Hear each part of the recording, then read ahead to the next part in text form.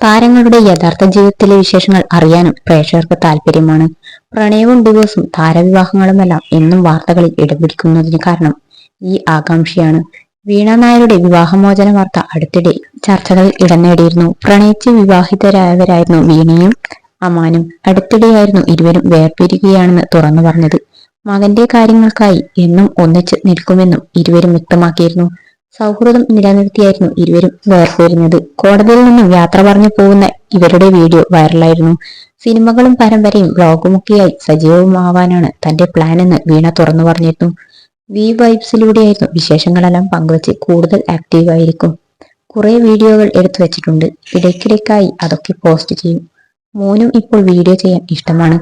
അമ്മ, നമുക്ക് ഇതേക്കുറിച്ച് വീഡിയോ എടുത്താലോ എന്നൊക്കെ ചോദിച്ച് അവൻ വരാറുണ്ടെന്നും വീണ പറഞ്ഞിരുന്നു. ഡിവോഴ്സിന് ശേഷം ഞാൻ ആദ്യം ഓടിയെത്തിയത് എന്ന ക്യാപ്ഷനോടെയായിരുന്നു ആദ്യം വീഡിയോ പങ്കിട്ടത്. ഊട്ടി യാത്രയിലെ വിശേഷങ്ങളായിരുന്നു കാണിച്ചത്. നാളുകൾക്ക് ശേഷമാണ് ഞാൻ വീഡിയോയുമായി വരുന്നത്. നിങ്ങളെല്ലാവരും സപ്പോർട്ട് ചെയ്യണമെന്നും വീണ പറഞ്ഞിരുന്നു. പ്രകൃതി ഭംഗിയൊക്കെ ആസ്വദിച്ച് താമസിക്കുവാനൊരു റിസോർട്ടായിരുന്നു വീണ പരിചയപ്പെടുത്തിയത്. തിരക്കുകളിൽ നിന്നെല്ലാം മാറി ബ്രേക്ക് എടുക്കണമെന്ന് തോന്നുമ്പോൾ തീർച്ചയായും ഇവിടേക്ക് വരാം. ഈ യാത്രയിലെ കൂടുതൽ വിശേഷങ്ങളുമായി ഇനിയും ഞാൻ എത്തുമെന്നും പറഞ്ഞായിരുന്നു സംസാരം അവസാനിപ്പിച്ചത്. വീഡിയോ കാണാനായി കാത്തിരിക്കുന്നു. അമ്പാടി എവിടെയാണ്? നിങ്ങൾ ഒന്നിച്ചുള്ള വീഡിയോ കാണാനായി കാത്തിരിക്കുന്നു. നിങ്ങൾ സ്ട്രോങ് ആണ്. എല്ലാവിധ ആശംസകളും എന്നും നിങ്ങളോടൊപ്പം ഉണ്ട് തുടങ്ങിയ നിരവധി കമന്റുകളാണ് വീഡിയോയ്ക്ക് താഴെ ഉണ്ടായിരുന്നത്. ദിവസങ്ങൾക്ക് മുൻപ് ലൈവ് വീഡിയോയിലൂടെയും വീണ വിശേഷങ്ങൾ പങ്കുവച്ചിരുന്നു.